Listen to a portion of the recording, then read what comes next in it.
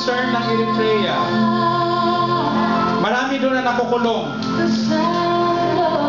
And we pray to God that the people in prison and their families would be given strength and remain faithful.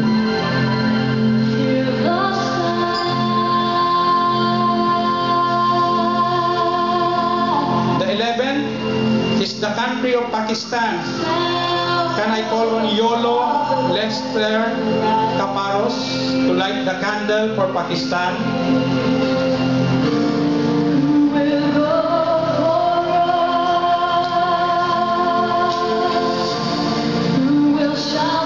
We pray to the Lord